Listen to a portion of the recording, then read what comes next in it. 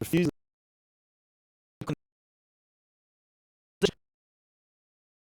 Mr. Where is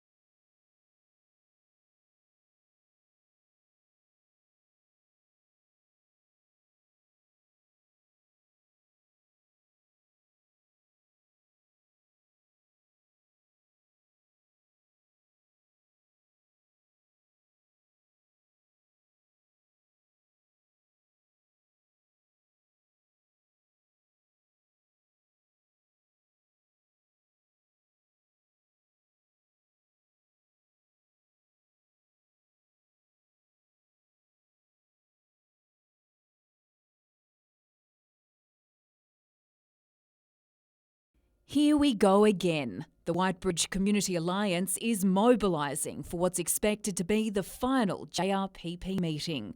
On the agenda, this huge site nestled between the Whitebridge shops and the Fernley track. Ahead of the panel's determination, Lake Macquarie councillors last night unanimously voted against the 89-unit project, despite council officers recommending approval. Council decided to continue to oppose the development on the basis of height, density, lack of open space, design. Traffic is a major issue for the area. The Mayor says the planning panel previously asked the developer to reduce the number of units by about 10, but that hasn't happened. Most of the issues are the same as before, like very little has changed. There's still too many units for the area. Height is a major concern. It still breaks the height limits. SNL Building says its revised plans do respond to the JRPP's recommendations while maintaining the merits of the proposal. The developer has reduced dwellings from 91 to 89, scrapped the fourth storey from the building on Dudley Road and provided additional landscape screening. Late today, the panel postponed Thursday's meeting until December 17, following concerns about a lack of notification.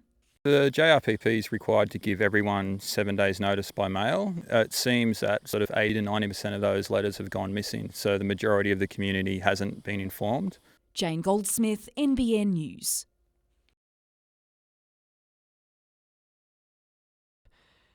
An emotional display of pride, passion and unity. And an unwilling face of Reclaim Australia. I'm not a bogan. Mate, I'm just Aussie. But the man behind the chant at Sunday's rally claims he's since become the target of a barrage of abuse.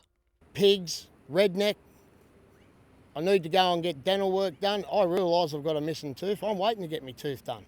There's also been claims of racism, something Nathan denies, saying he was only at Sunday's rally to stand up for his own beliefs and oppose a mosque at Buchanan. I'm not a racist person, but I don't want my children and everyone else's children to be growing up and then end up in a place of war like their country has turned out to be. When you say they, who do you mean? ISIS, like the Muslims, they create dramas. There's been little sympathy for Nathan from opposing groups who say the abuse he's encountered following the weekend rally is something they and many Muslim people experience every day. They have driven a wedge in our communities. What was once a peaceful community has now descended into name-calling and violent, disgusting comments, and they need to take responsibility for that. But despite all the comments, Nathan says that won't change who he is. So, good on you, I keep laughing at your remarks. Tyson Cottrell, NBN News. Representatives from 3 tiers of government, youth services and the community in one room to tackle one problem: youth unemployment. They're our future. If we don't grow good, skilled people who are happy working and being productive and contributing to society the way they want to, then we're in trouble later on. More than 100 people attended today's symposium, organised by Cessnock Council. It aimed to create practical ways to get more young people into work. Enough talking.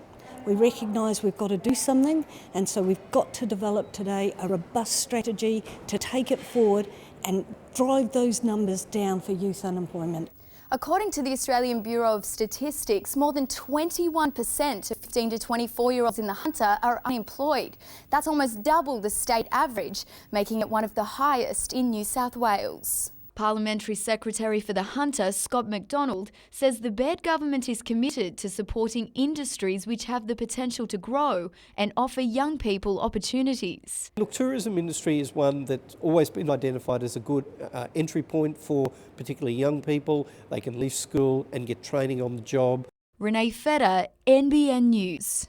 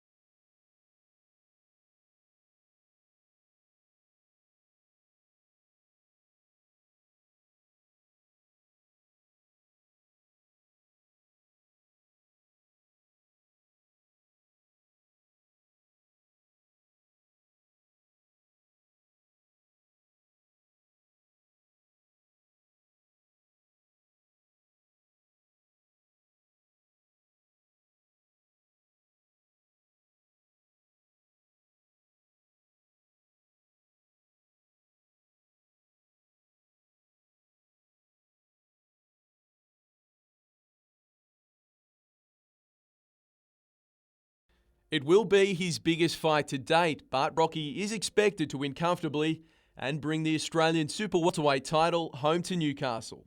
We just want to go there and take that belt. We've been chasing it for a while now, so it'd be good to finally achieve that. I've always wanted to be the Australian champion. I've always wanted to say, you know, I'm the champion of my country. So it's a massive milestone for me. Of his 11 wins, 8 have come by knockout. He'll take on Shannon Shaggy King, a veteran hitman with just 1 blemish on his record. Study my opponent, just go over things that I need to do in there, adjustments I can make, and just really get my mind mentally ready for the battle, yeah.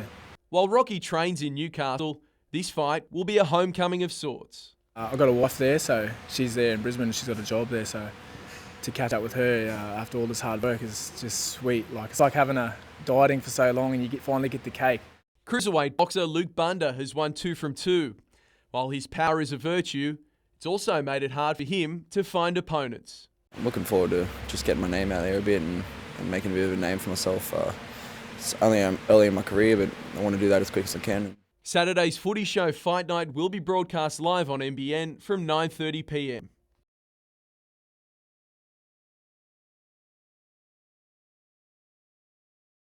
Living in a beautiful place like the Hunter, it's easy to take our lifestyle for granted. But what about if we paused just for a minute or two to say thanks? That's it for you, sir. Thank you. Psychologist Dr. Shane Pascoe says that simple act of gratitude can go a long way to improving our mental health and in turn our overall health. Identifying what's in your life that you're happy to have in your life. In our fast-paced, technology-driven world, Dr. Pascoe says it's becoming increasingly difficult to be present in the here and now, with many of us living on autopilot. You do so much in your day. It's useful to have some time at the end of it or even at the beginning to stop and write down just 3 things that you feel gratitude for. It's quite a revelation for many people to write down, okay, the cause of the 3 things in my day that I'm feeling grateful for. Mostly they're you. A simple thanks, he says, can strengthen our resolve and ability to cope. The negative things that do happen in your day, by expressing gratitude, you can, I suppose, focus less on them. They're part of a bigger picture that includes both positive and negative things in your day. Kate Haberfield, NBN News.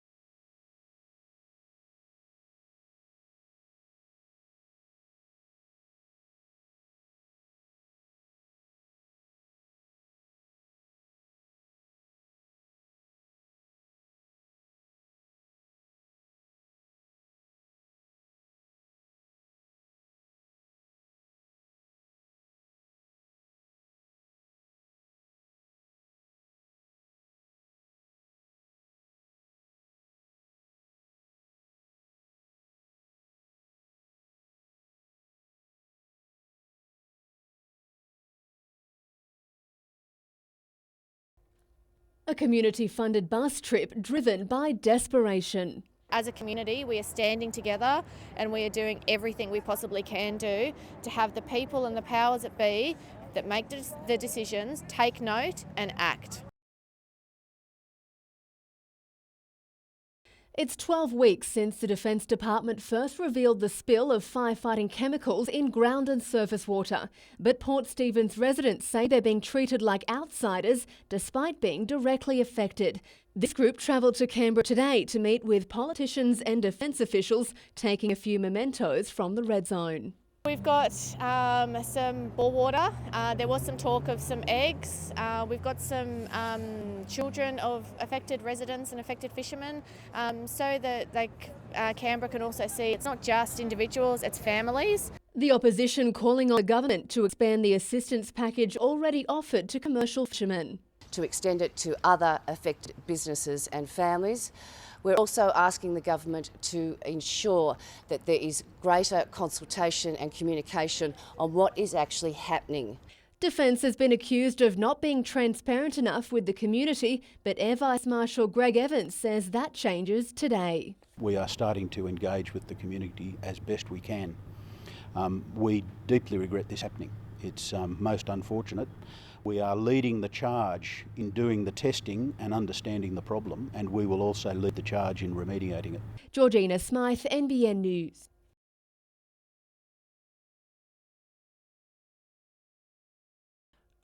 From Hunter Region to Hunter City, and Newcastle as Australia's next major city. It can really fight for its place among some of the state capitals, places like Adelaide and Hobart. The government's 20-year transformation plan for the Hunter, fleshing ideas, transport, economic and urban growth in 87 pages. This region, all over the Hunter, is the economic powerhouse for both New South Wales and Australia. Under the plan, an area from Lake Macquarie to Raymond Terrace and Maitland would be formally classified as a metropolitan area, Hunter City. An interconnected region, a metro region. It is very much just a plan though, big on ideas but light on detail, according to the opposition, and the focus is clearly on Newcastle. What we want to do is to focus development in areas closer to jobs, closer to good transport services. With an expected population increase of over 117,000 by 2036, the Hunter City Plan recommends building around 60,000 new homes. And despite the mining downturn, the government says there will be enough jobs. They're going to be employed in a diverse range of jobs, both traditional energy, new energy, areas of agriculture, of viticulture, in equine industries.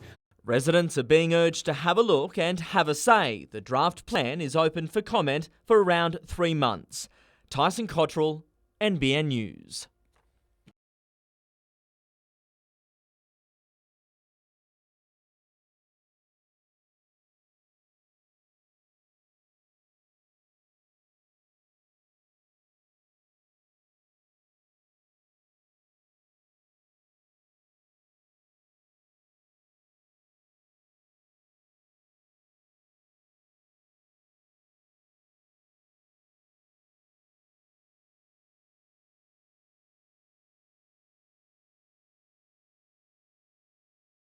The 2nd of February 2015.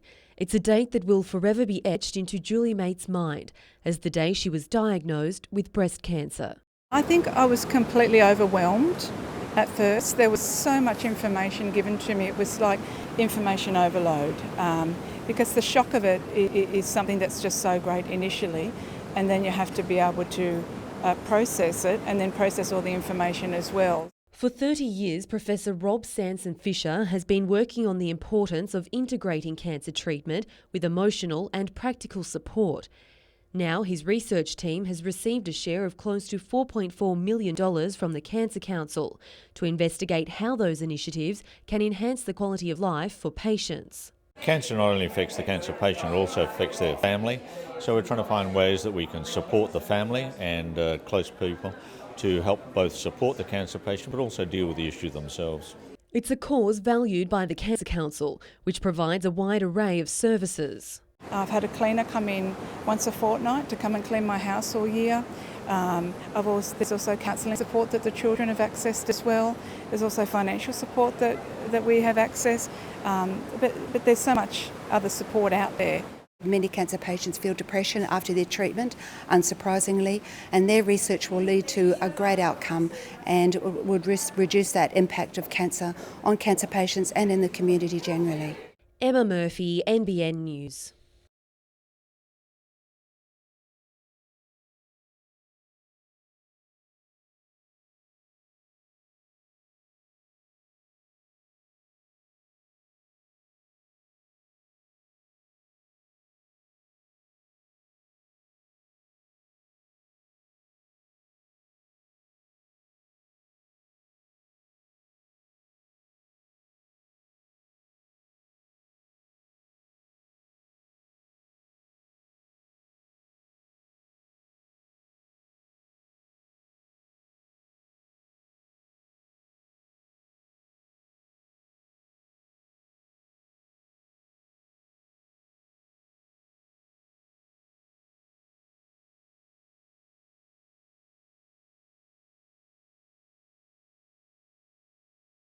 It's wider, it's longer, it's going to last well in excess of 100 years, and it's built and engineered to withstand major weather events as well.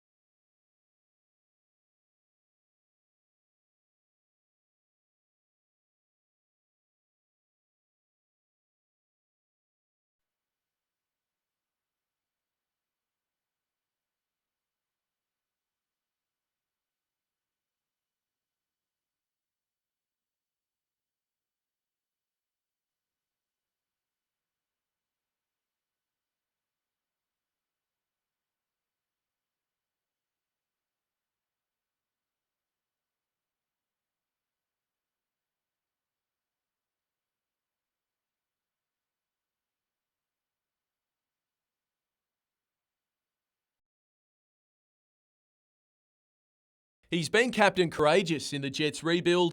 While he didn't work with the main group today, Nigel Bogart appears to be in one piece despite leaving the pitch in Adelaide with an ankle injury. Young defender Lachlan Jackson credits the skipper for providing him with a smooth transition into the starting side. Bogs has been there and done it all, so he's always there lending a hand. Hoffy the same. You know, every break at training is in my ear, telling me what I can do and can't do really. Leonardo was back in full flight and is expected to be rushed into Scott Miller's side. He creates a lot, which is what we need, and I think if he's back this weekend, we'll be good. Milos Trifunovic was a notable absentee. He was subbed off on Sunday and replaced by 19-year-old Braden Crowley. The coach has been critical of Trifunovic's form in recent weeks.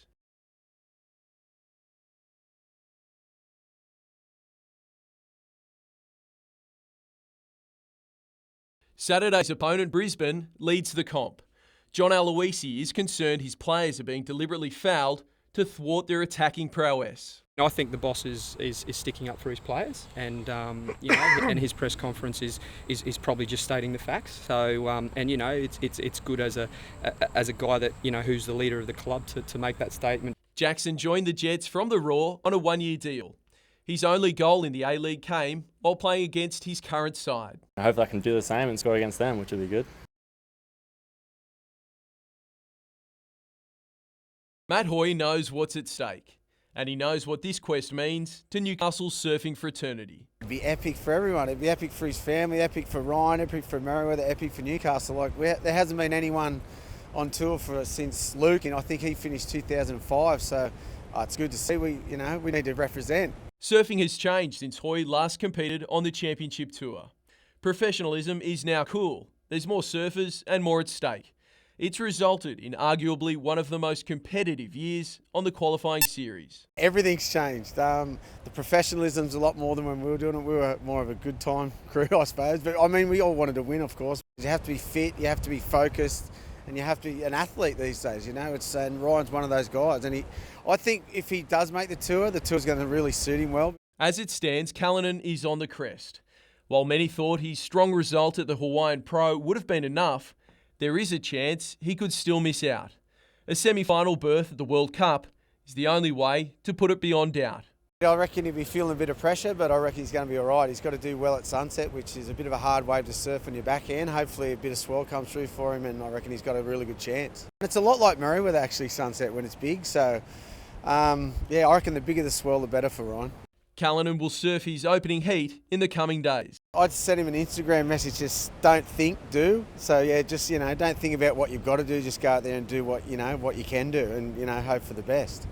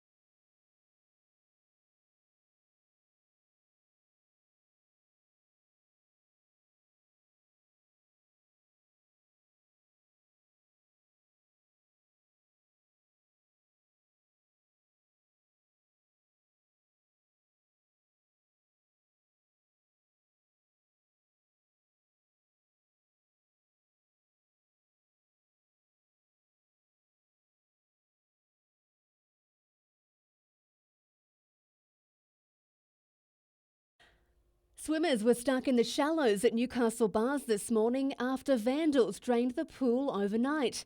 The plug was pulled sometime between 1 and 4 a.m. with the help of some industrial tools and technical know-how. Open the gate in the same way that we normally do when we do our weekly clean. But Newcastle Council managed to refill the pool in time for the morning rush. It's never happened in the past, so hence we haven't done anything. But given that it has happened, we certainly have a look at it and see what we maybe need to do in the future to prevent a recurrence. Swimmers at Merriweather were left high and dry, with regular pool cleaning unfortunately scheduled for a spring scorcher. Those braving the heat found other ways to cool off, and it seems shade is at a premium at Bar Beach, with kiosk tenant Mark Prince locked in a battle over a structure with Newcastle Council. They just want it removed as it's their property. No one's disputing that fact. But I feel, we've got a community amenity here. We're providing shade structure to the community. A council spokesperson says the shade is not approved, but that they're looking to find an amicable solution. And for the rest of us, Gavin Morris says cooler days are on the way. The southerly's moving through and it's going to drop temperatures significantly back down into the low 20s. The winds will drop off fast. It's still going to be a very windy night with the southerly driving through, but a marked difference in temperatures. Georgina Smythe, NBN News.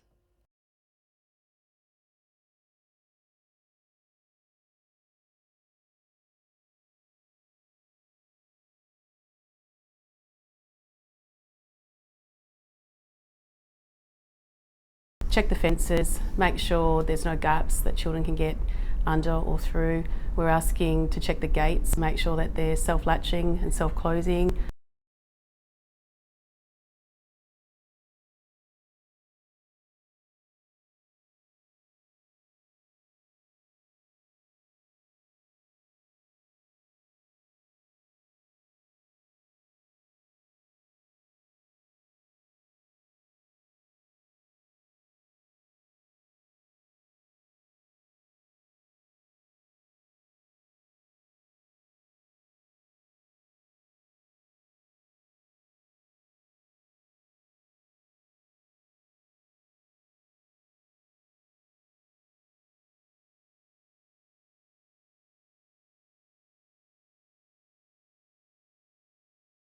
The sign says it all. Bob's Farm Avocados, yet another victim of the April superstorm. It was so noisy, so loud. The trees were all bending and you could see the avocados were just falling.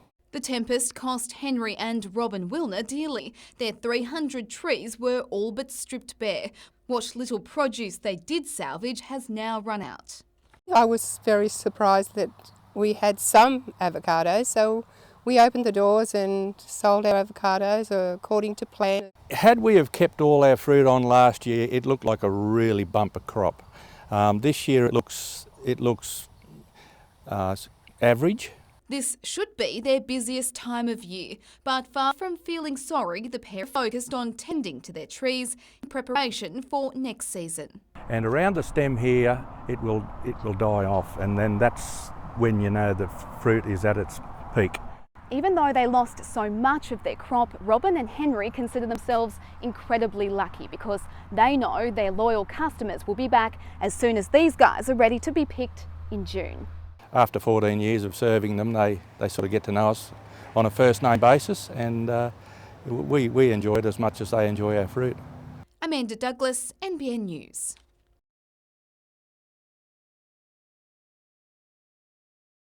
A look around the newest aged care facility in the Hunter, based at Rutherford. It's a 144-bed facility with a range of accommodation options. And specialised wings catering for a growing health issue. 2 memory support units, 33 beds in total, specifically for residents with dementia. So the first thing is the staff that want to work there and staff that want to be educated and work with residents that have dementia. The second thing is that they're smaller units, and that helps those residents adapt to a new setting. It's a sign of the growing need for dementia care in the Hunter, given that in Australia, 1 person every 6 minutes is diagnosed with the disease.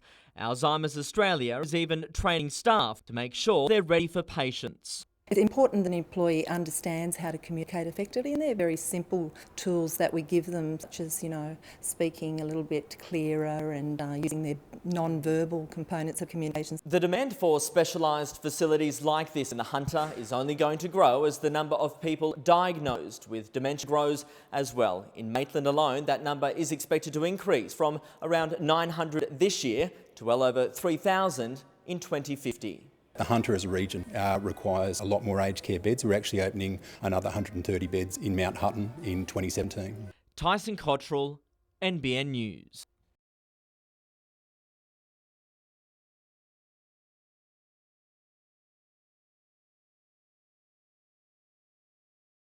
We've created a community space where people can come and and feel like this is an extension of their family home.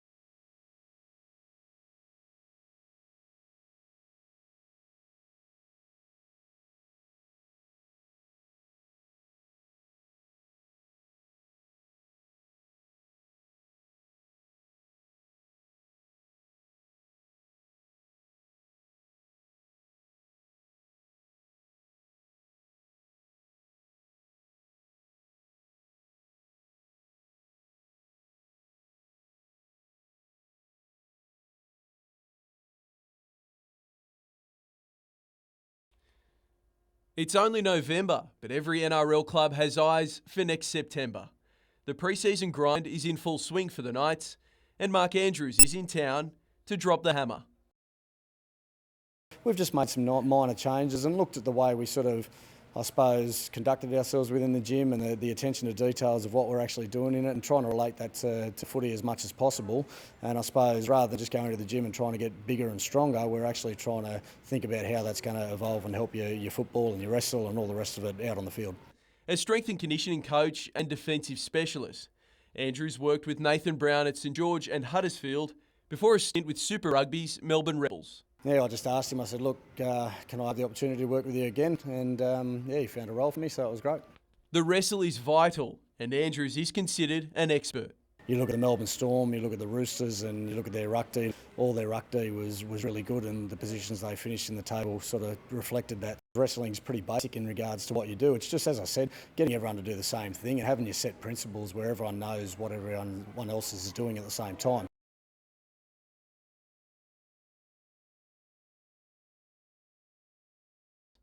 David Carney is one of the Jets' most potent weapons when given the chance. The value of his left foot obvious against the Melbourne Victory.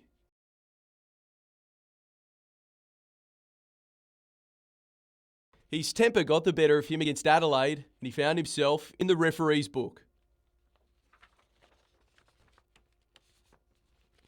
Yeah, I've spoken to a few players regarding that. David's experience, but he's also very competitive. So it's that balance between fear of getting a yellow and competing at a most elite level. But decisions need to be better, certainly things that we control. Carney is in the final year of his contract with the Jets. As of next Tuesday, rival clubs can recruit players from other franchises. The former Socceroo is expected to be hot property. We're expecting a big one from him this week then? I think he's expecting a big one from himself, if I'm honest with you. I think he's in a situation now where he's proving that every game is vital to him and his career, but he wants to perform because he's involved in a process here that he's enjoying. Both Nigel Bogard and Milos Trifunovic were given another day of recovery.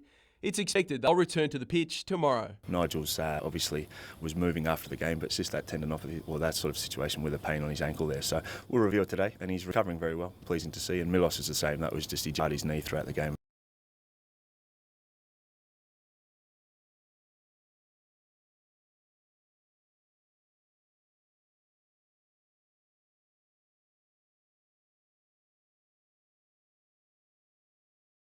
Our biggest dream is hopefully to find 20 or 30 acres outside of Newcastle and have a little hobby farm and grow our own veggies and just turn to be, you know, little hippies, hopefully.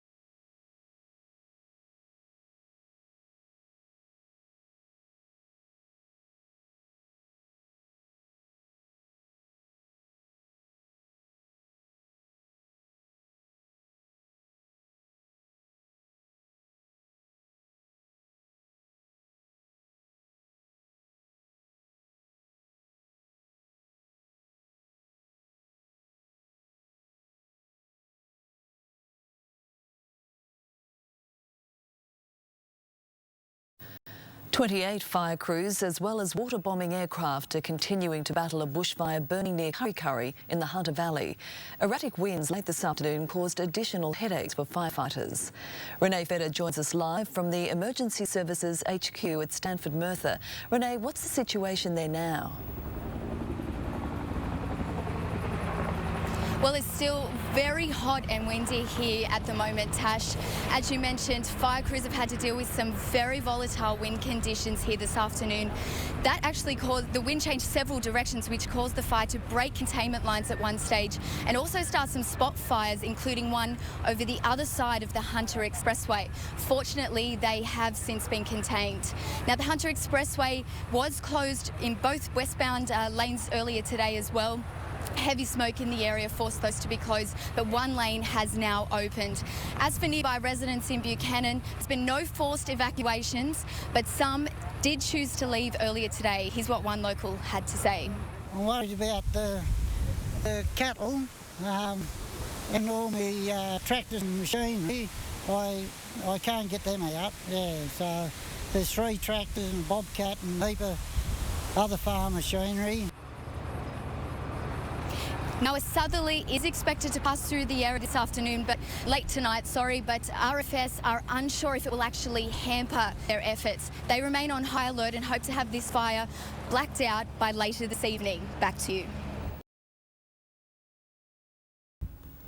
Gavin Morris joins us now for a quick look at the weather. And Gav, you're out and about tonight. What's the latest on the southerly change? Well, the southerly, Tash, hit us at exactly 6 p.m. local time. We're on the Anzac Walkway at Newcastle and we're experiencing wind gusts here of about 70 to 80 kilometres an hour. The crew are hanging on to everything at the moment. The lights want to take off on us. We've experienced about a 10 to 15 degree temperature drop. If you're ahead of the southerly, it is still extremely hot. It's going to be a really hot evening. This is going to take all night to move across northern New South Wales into southeast Queensland early tomorrow morning. We've seen some big numbers today. Some of our private weather stations on higher elevated areas recorded winds up to 110 kilometres an hour. Humidity levels dropped down to about 5%. Really, we dodged what could have been a very bad day for bushfires. There were some, but it could have gotten out of hand really quite quickly. So at the end, the southerly is on its way. I'll be checking your local weather when I get back to the studio soon. Flags flying at half-mast, a tribute to a courageous man who paid the ultimate price while working to protect his community. We'll miss him. The brigade will miss him. The community will miss him. It's absolutely tragic. Yesterday, firefighters faced nightmarish conditions near Kurri Kurri, with temperatures reaching more than 40 degrees and winds of 65 kilometres per hour. A late southerly change added more pressure, tragically resulting in the death of 48-year-old Paul Sanderson, the deputy captain of the North Rothbury Brigade, suffering a suspected heart attack. His fellow crew, who not only had the challenges of the firefighting effort and the enormity of trying to save him and bring him back, have lost one of their best, one of their life members. Today, Mother Nature gave fire crews a reprieve, the charred fireground eerily quiet. For friends and family, a chance to grieve for Sando. They're devastated. Their dad, their husband, went out to make a difference in the local community and didn't come home. The RFS is a very big family, as are the other emergency services, and everyone's thoughts and prayers are with the family and friends today. Members of the North Rothbury Brigade today paid tribute to their fallen friend, describing him as a gentle man who hated the limelight, saying the brigade and community won't be the same without him. Emma Murphy, NBN News.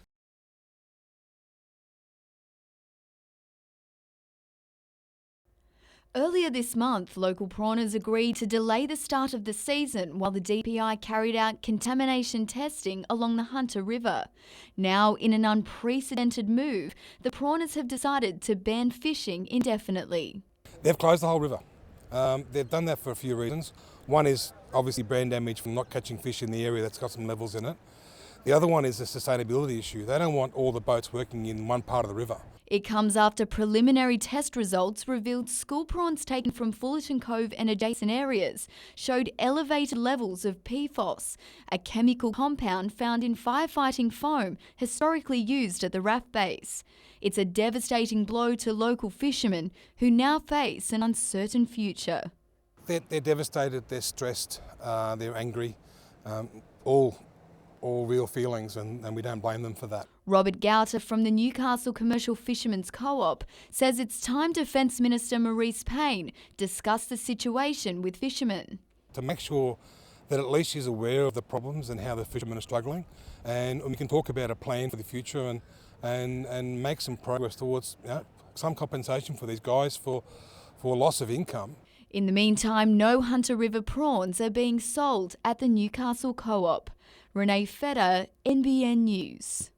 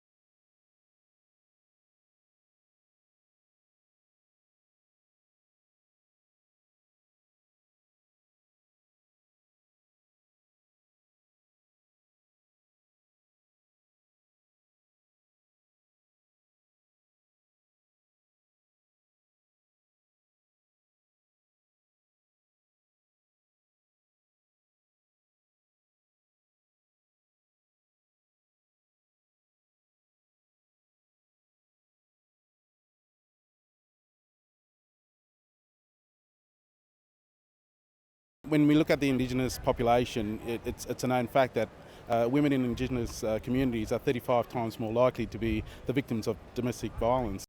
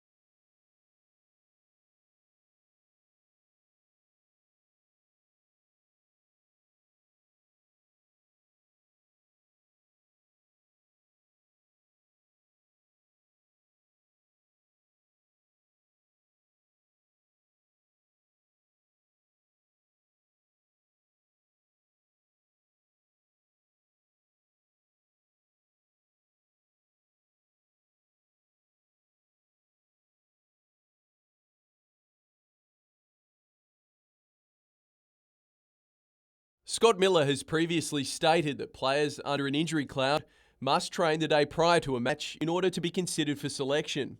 While Nigel Bogart joined his teammates on the pitch, Milos Trifunovic was again absent.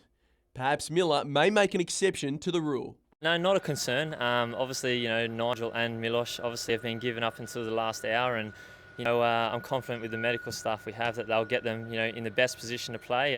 A win would see the Jets move to equal first place on the ladder alongside Brisbane. They're a definite threat to the league this year. But in saying that, we played them in pre-season and, we were quite comfortable, I thought, in that game. And, it'll be no different. It's our home ground tomorrow, so we have to go and take the game to them. Hoffman has enjoyed a strong return to his hometown and would like to extend his tenure beyond this season. I wanted to desperately come back and play for the Newcastle Jets first and foremost. And obviously with the team we have and the way that the club culture is going forward, I'd love to be a part of it. The Roar finished preparations in Brisbane this morning before travelling to Newcastle.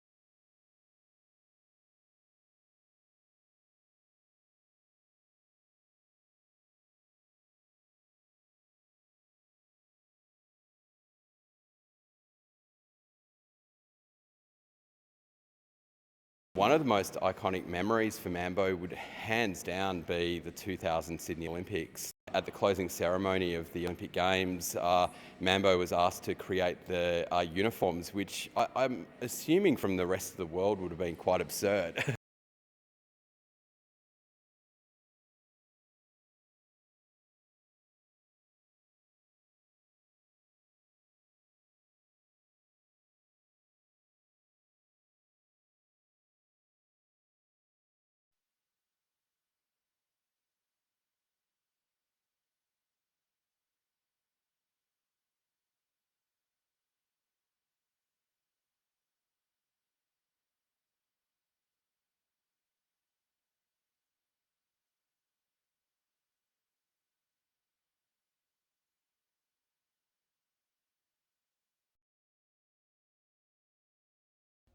After a 5-year battle, it seems Hunter thoroughbred breeders have come out on top.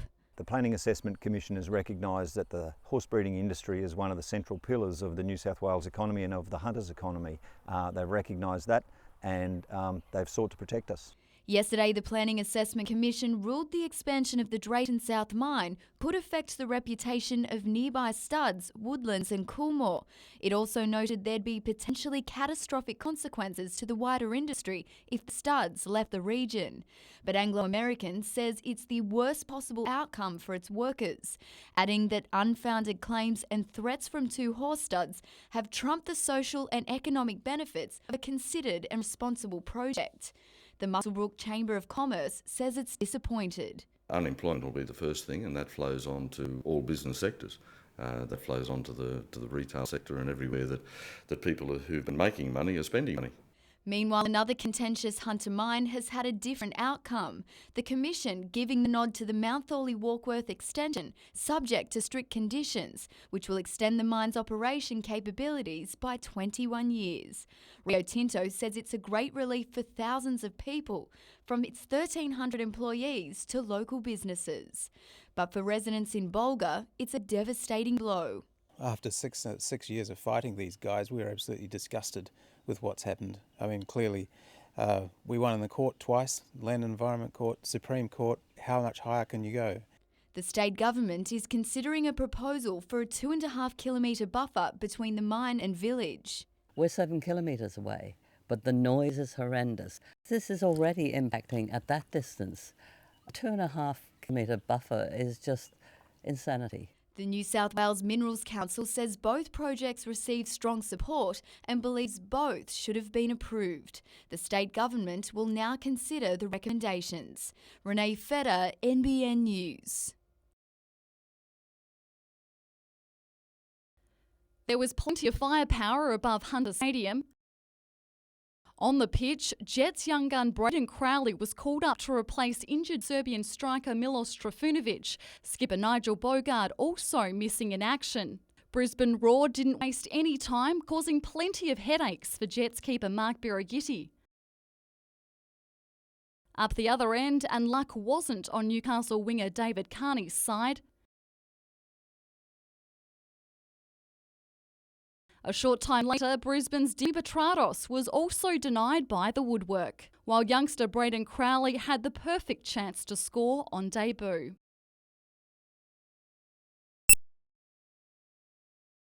Just after half-time, the visitors went 1 up thanks to young forward Jamie McLaren, but the home side was quick to fire back. Ben Kanarowski scoring his second goal of the season. Meredith Gibbs, NBN News.